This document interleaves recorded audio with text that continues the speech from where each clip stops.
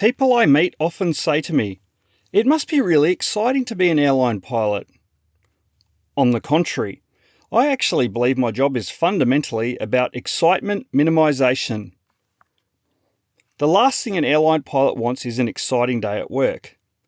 The last thing the hundreds of people sitting behind us want is for their pilots to be having an exciting day at work. When I told my friend Gary this, he made the observation that my job description should be professional killjoy. It's not to say that there aren't aspects of the job that are a thrill. When I asked a pilot who had left flying to start her own entrepreneurial enterprise, "Do you miss flying?" her response, takeoffs and landings. Meet a pilot who doesn't love taking off and landing, and I'm asking to see their licence as proof they are actually a pilot. Why are takeoffs so thrilling? Is it because it's a wild ride? Again, definitely not the aim. Is it because it's a challenge? Not really. Keep it straight, reach flying speed, pull back on the stick, climb away. As far as flying manoeuvres are concerned, pretty basic. In fact, most student pilots will give it a go on their very first lesson. So where's the buzz, you ask? To me, as an Airbus A380 pilot, it's lining up at the end of the runway, pointing 572 metric tonnes of carbon fibre and aluminium down the middle of a 45-metre wide strip of asphalt or concrete, stretched out 4 kilometres in front of you. And I'm taking over 500 fellow Skyfarers along for this ride. As I advance the thrust levers to the takeoff position, the 4 Rolls-Royce Trent engines whine as they unleash over 280,000 pounds of takeoff thrust to launch us down the runway. From a standstill, we'll be airborne in around a minute, having accelerated to around 185 miles or nearly 300 kilometres per hour. What is this experience like from the flight deck? From where I sit, the business end of the outboard engines are located over 40 metres away. It's super quiet up front. Our eye height is over 7 metres above the runway, and the architecture in front of us blocks over 20 metres of our forward vision. Combined, these factors reduce the perception of speed along the ground, to the point that we rely on ground speed indicators to judge our taxi speed. But what about on smaller, noisier aircraft? During training to be an Air Force pilot, I was lucky enough to score a backseat ride in an FA-18 Hornet. After liftoff, the pilot retracted the landing gear and flew level. Afterburners lit, by the end of the 10,000-foot runway, we'd accelerated from a standing start to over 350 miles or over 550 kilometres per hour. Pulling the nose vertical, a couple of minutes later, we were levelling off above 40,000 feet, and my tour guide was pointing out the curvature of the Earth and the darker sky above. But again, helmets on, earplugs in, a fighter isn't loud on the inside. And there's no real sensation of the rate of climb other than impressive numbers on a couple of screens. As a fighter pilot once pointed out to me, you can only think at one speed. So it's not like you feel time compressed by the bigger numbers, you just need to do things earlier. The thrill of takeoff is therefore more about the knowledge of what you're about to do. Your brain filling in the blanks, a cerebral thrill rather than a sensory one. Landings? That's an entirely different matter. Hello everybody, I'm Phil Wilkes. Welcome aboard the Like a Pilot podcast, where we unveil the soft skills pilots utilise every time they strap into those high-speed aluminium and carbon fibre giants we call airliners. This show is your ticket to understanding the how and why behind what makes aviation one of the safest modes of travel. So it's time to fasten your seatbelts and join me now as we embark on a journey through the skies, where pilot skills become the blueprints for high performance in any field. This episode originates from a subscriber request. I'm also going to use it as the excuse for there not being a June episode. This one took some research. JMF from Adelaide, South Australia writes, Hey Phil, I work in an industry where data security is a major consideration. I recently heard of an employee at a technology firm that brought a security issue to management attention. Fortunately, the employee had noticed the issue before it resulted in a data breach. Unfortunately, it was his oversight that led to the security issue, and management were inclined to make an example of him. It was an honest mistake, and the employee actually did the firm a favour by discovering what could have been a bigger issue. Surely there is a better way for management to have handled this. How are errors within the aviation industry dealt with at an organisational level? Thank you for your episode suggestion, JMF. Today, we'll be looking at the implementation of a non-punitive, self-reporting culture within aviation. We'll look at what it looks like in practice, discuss the benefits for any business, and address the issues with a blame assignment approach to errors. But first, we just got airborne. We better put this sucker back on the ground. Landing a commercial airliner is an altogether different thrill. To clarify my terms, when I'm talking about landing, more correctly, I'm referring to the approach and landing phase of flight, where the aircraft is aligned with the runway and established on a glide path to the touchdown point, through to reaching a safe taxi speed and clearing the runway. Generally speaking, this final alignment is occurring within the last 3,000 feet or so of descent, and begins roughly 11 miles or 18 kilometres from the start of the runway. The thrill of landing a commercial airliner comes from the combined intellectual and physical challenge it presents. Unlike the takeoff, landing is no simple point-and-shoot affair. The approach and landing is a highly complex flight phase, placing significant demands on the crew in terms of situational awareness, manipulation, interface with aircraft systems, and internal and external communication. The consideration of terrain and local weather effects also have a far greater impact when you're in the vicinity of the ground. The luxuries of altitude below you and time in front of you are rapidly diminishing. Most airliners, big or small, approach the runway at a final approach speed somewhere in the vicinity of 160 miles or 250 kilometres per hour. Terrain in the approach path allowing, the aircraft is almost always descended on a 3-degree slope. Around 30 to 40 feet above the runway, the pilot will flare. The flare is the manoeuvre you probably most associate with landing. The pilot pitches the nose of the aircraft up around 2 to 3 degrees. The wings now meet the air at a greater angle, creating more lift. It's the phenomenon you most likely experienced as a kid when you stuck your angled hand out of the window of a moving vehicle. The pilot uses this extra lift to arrest the aircraft's 7 to 800 feet per minute descent rate immediately before the flare. At the same time, they close the thrust levers, much the same as taking your foot off the accelerator in your car. While still airborne, the aircraft now starts decelerating towards touchdown speed. This reduction in speed reduces the lift being produced by the wings at a rapid rate. In fact, by a factor equivalent to the square of the decreasing speed. By deft manipulation and an abundance of perception based on experience, your pilot trades off altitude and speed against rate of descent with the goal of avoiding ploughing into the runway and damaging the aircraft, but sufficiently early within the landing manoeuvre to avoid careening off the far end of the runway. Once again, avoidance of airframe damage is key here. This is the manipulative challenge of landing. Get it right? It's immensely satisfying. Get it less right? Well, as pilots say, you're only as good as your last landing.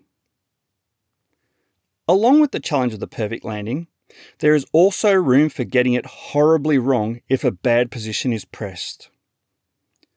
On the 22nd of May 2020, Pakistan International Airlines Flight 8303, an Airbus A320, is on descent into Karachi, Pakistan. The crew, somewhat distracted, chatting about the COVID pandemic. 15 nautical miles from the runway, air traffic controllers observe altitude indications suggesting the aircraft is at 10,000 feet, instead of the recommended 7,000 feet. The crew respond, indicating they're satisfied with the descent profile. In their efforts to capture the expected 3-degree glide path, the captain disconnects the autopilot and dives, momentarily achieving descent rates of over 7,000 feet per minute. Remember, we said normal somewhere in the vicinity of 700 to 800 feet per minute. At 10 nautical miles from the airport, air traffic controllers issue a second instruction to turn and descend, observing the aircraft at an altitude of 7,000 feet instead of 3,000 feet. Again, the crew respond indicating they are able to handle the situation and intend to land. On the flight deck, the landing gear is selected down, but they are travelling very fast. Overspeed warnings sound. The landing gear is retracted at some stage. Despite gear unsafe warnings and ground proximity warnings, it is never re-extended. Without landing gear to protect them, both engines slam into the runway in a shower of sparks observable from the control tower. Only now does the captain initiate a go-around. But the damage has been done. As the crew return for a second attempt at landing, the badly damaged engines both fail. Unable to maintain altitude, the aircraft crashes into a densely populated residential area of Karachi, killing 97 of the 99 people on board and injuring a further 8 on the ground, one later succumbing to her injuries. Over the 20-year period from 2003 to 2023, the vast majority of all commercial aviation accidents that resulted in fatalities or hull losses occurred within the approach and landing phase, around 70%. This is not to say unstable or rushed approaches were to blame in all of these cases, but time and again, accident investigations cite a flight crew's delayed execution of a go-around as a contributing factor. We looked at Garuda International Flight 200 and Korean Air 801 in the very first episode of the Like a Pilot podcast. Asiana Airlines Flight 214 at San Francisco International is a more recent example. So, how do airlines stop their pilots from pushing an approach to land rather than giving it away, making a missed approach and coming back for another attempt? At a systemic level, airlines' primary mitigation strategies against unstable, rushed approaches fall into two main camps: policy and culture. I do want to get to the culture side of things. It is, after all, the premise of this entire episode. But let's briefly cover off the policy approach. Two of my favourite sayings as an aviation trainer are, if you're not winning, you're not cheating, and set yourself up for success. If a pilot can consistently arrive over the same point of the runway, at the same attitude, at the same height, at the same speed, then he or she has automatically eliminated a lot of the variables needed to be traded off for consistent touchdowns, both at an acceptable rate of descent and an acceptable touchdown point. Repeat these parameters over and over, and the visual images, the muscle memory, become embedded, allowing a pilot to replicate what works, what they've done before, and needing only minor tweaks for the conditions of the day. Consistency has a tendency to compound. Even better, if your mate sitting next to you has the same visual picture and can monitor what you're doing, they can give you hints if things start looking like they are diverging from a set play. To aid in this, the aircraft manufacturers outline how their aircraft should be flown. Each individual airline will then overlay this with company policy, the metrics they want their pilots to fly within. And they will identify gates, points on the approach by which these tolerances should be achieved, windows to fly through, if you will. These parameters or tolerances are known within the industry as stable approach criteria. Typically, no more than 10 knots above the nominated approach speed, no more than 1,000 feet per minute rate of descent, and all within fractions of a degree of the desired glide slope. To a layman, the tolerances may sound tight. They are, but they're tight for a reason. To illustrate what's at stake, let's consider just one of those factors: airspeed. Runway 25 at Sydney's Kingsford Smith Airport is shortish for an A380, with a little over 2,400 metres of runway available for landing. Even at maximum landing weight, on an average sort of a day, using the international standard atmosphere if I'm going to be technical, you could comfortably land on that runway with over 2,000 metres to spare. But carry that extra 10 knots of speed over the fence, and you're going to be looking a lot less comfortable. The runway isn't long enough unless you apply quite a bit more braking. Carrying just an extra 7 knots over the fence and then extending the flare as that speed decreases in the air rather than under brakes on the ground, and you may use up to an extra 30% of runway compared to touching down with your parameters squared away. Okay, that's policy. But surely all of the airlines mentioned had similar policies in place, and yet ended up with crew pushing an unstable approach through to the scene of an accident. So how does an airline encourage their crew to go around instead of trying to jam the square peg rushed approach into the round hole that is stable approach criteria? The answer is culture. A just culture. A just culture recognises that errors are inevitable. People make mistakes. Employees are encouraged to report their errors and hazards without the fear of punishment. They're encouraged to openly and freely share essential safety-related information. The corporate focus is on learning and improving safety rather than assigning blame.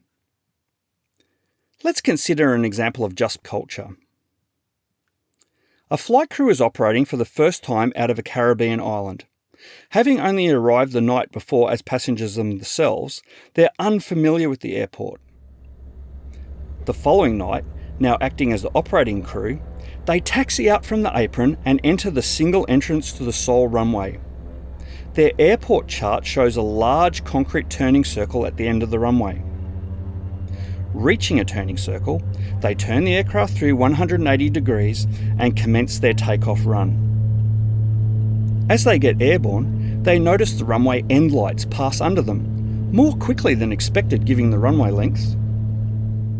Back at their home base, they check out the airport on Google Maps and are horrified to discover that there are 2 turning circles marked on the runway, not just the one marked on their taxi diagram.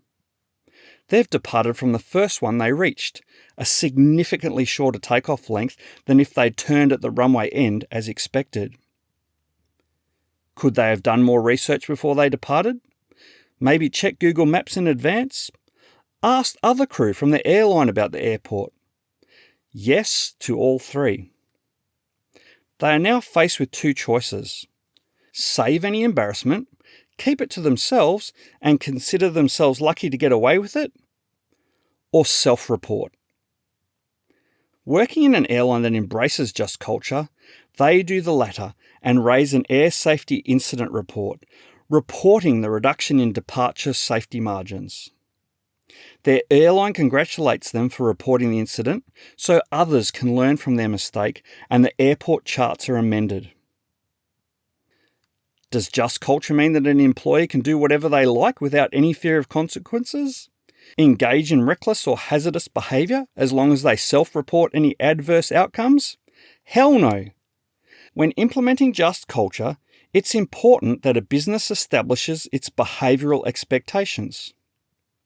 It should be clear that the company accepts that errors or unwanted outcomes caused by systemic issues or human performance variability are accepted as a part of doing business. It should be equally clear that incidents caused by gross negligence, reckless behaviour, or deliberate violations of safety protocols are unacceptable, as they would be in any business. Just culture does not mean that a business waives their recourse to disciplinary action. So what of the middle ground, where errors were not deliberate, but human performance has been found to be lacking? In these cases, a manager may want to remove an employee from operations so they can be offered support, additional training to bring them back up to the expected standard. To determine where a behaviour lies on this spectrum, a manager needs to ascertain whether the unsafe acts or errors could have been made by any employee under the same circumstances.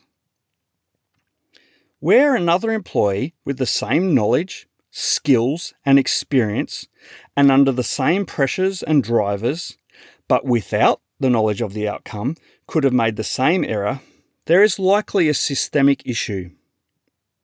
Likewise, if similar or identical events have happened before, then there are clearly issues within the business processes or team training. Investigations of reports under a just culture are learning focused. Judgment is set aside. Instead, discussion is framed around finding the root causes for errors and establishing what could have been done differently that would mitigate against future similar occurrences. We spoke a little bit about root cause analysis in episode 6. Larger workplaces, who have more formally implemented just culture, do so as part of a larger safety reporting and management structure. They likely use tools or flowcharts to assess behavioural choices and systemic accountability against organisational expectations.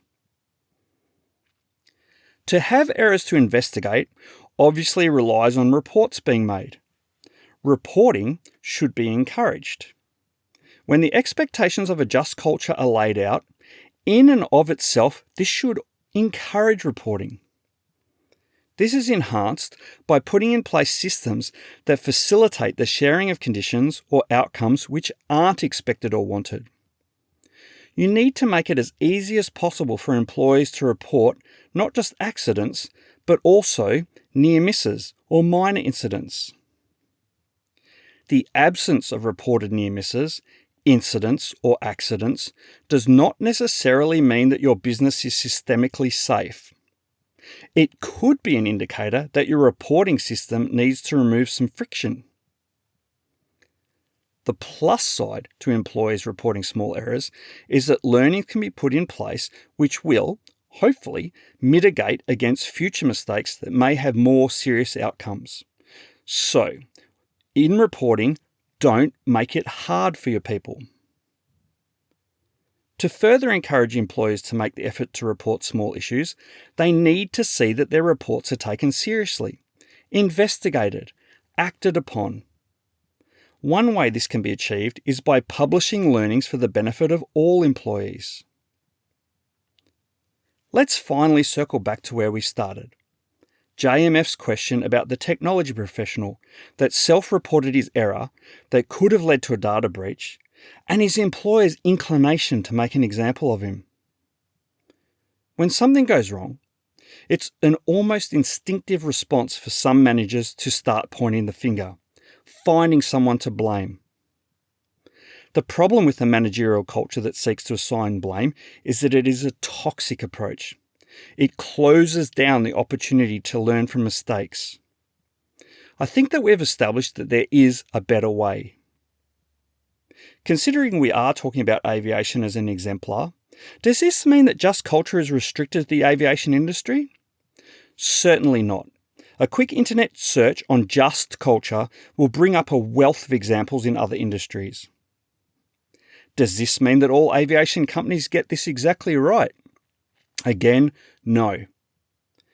In our Caribbean island example, we've already shown an example of just culture in play.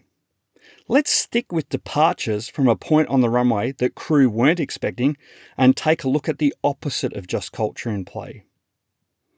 It involves an accident involving a Qatar Airways Boeing 777 departing from Miami in September 2015.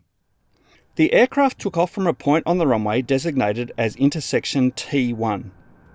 For the accident flight, the runway available for departure from intersection T1 was a little under 1,400 metres too short. Rapidly running out of runway, the aircraft did get airborne before the runway end, but its belly hit runway lights, approach lights and masts 60 metres from the runway end. Damage to the aircraft was significant enough to compromise the ability of the aircraft to pressurise, although the aircraft systems were adequate to compensate for this.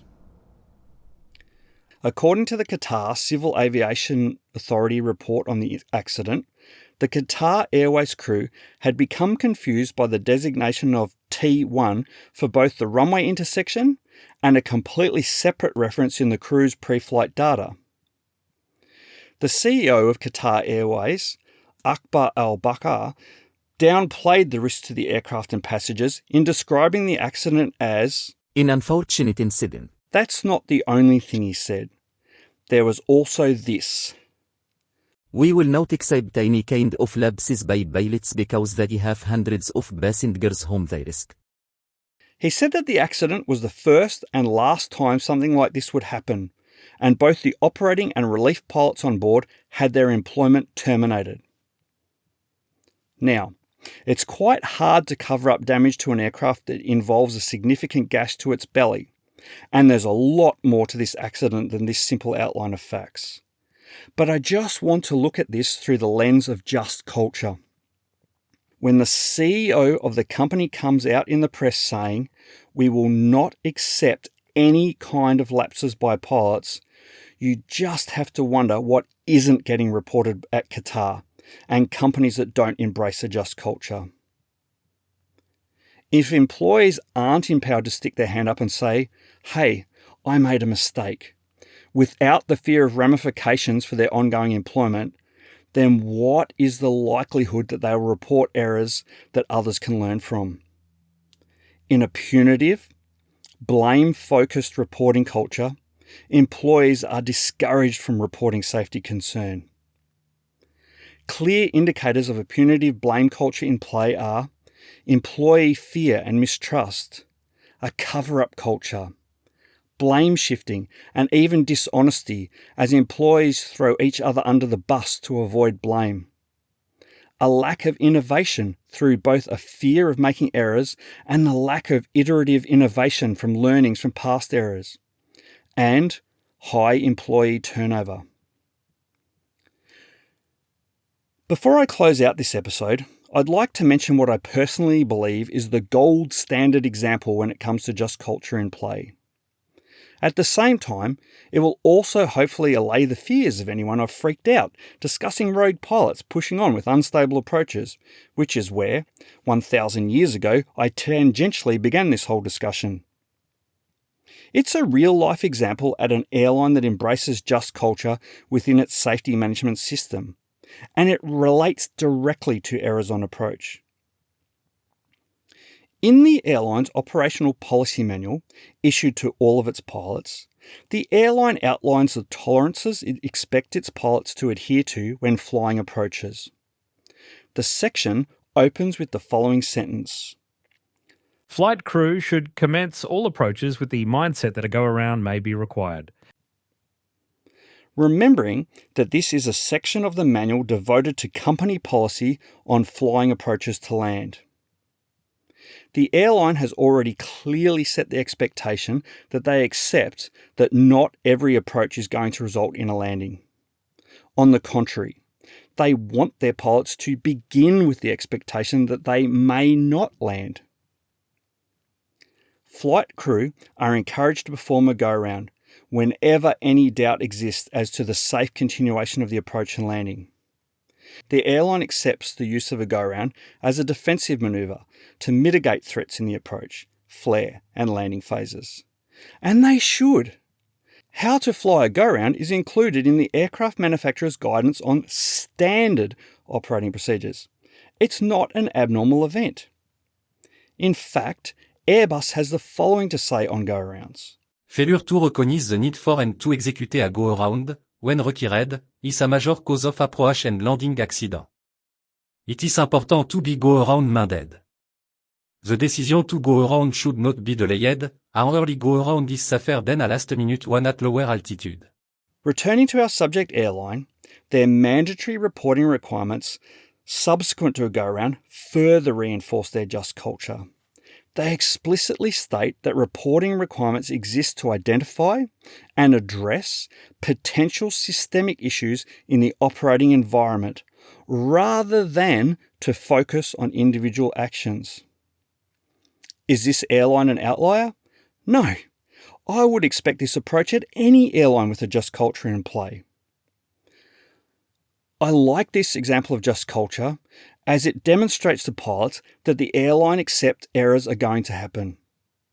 It encourages them to accept that they aren't infallible and encourages them to accept their errors and choose safer outcomes. Finally, it encourages the errors to be self-reported for organisational learning. Circling back to JMF's question one last time, I think it's clear that when an error has been made and is self-reported rather than covered up, there is a better approach than one that looks to assign blame. Just culture recognises that in any team, organisation, or business, human errors are a normal element of operations. And while just culture is defined around a safety culture, wouldn't a business be well served by extending this culture to the reporting of any manner of operational errors, and not just those with an impact on safety? Wouldn't the business be best served by establishing a psychologically safe environment within which possible safety issues can be highlighted and challenged? An environment in which employees feel respected, supported, empowered. After all, for a business to be able to identify and understand the nature and sources of errors within their operational environment, they're heavily reliant on their employees, the people at the coalface, to report situations or conditions that have potential to affect the business. By establishing an environment in which employees can demonstrate increased accountability, the business in turn will reap the benefits of ongoing, iterative improvements in both process and safety. JMF from Adelaide, South Australia, thanks for your question and episode suggestion. I hope we've done it justice. Maybe you have an episode suggestion of your own you'd like to land. To contact us or check out more information in the show notes, look us up at philwilkes.com/podcast. If you'd like to support the Like a Pilot podcast, our Patreon page is available at patreon.com/likeapilot. The Like a Pilot podcast is written and produced by me, Phil Wilkes. Remember to subscribe so that you know when the next episode drops. Until next time, thank you for listening to the Like a Pilot podcast. And if you've liked the show, please remember to rate, share, and review.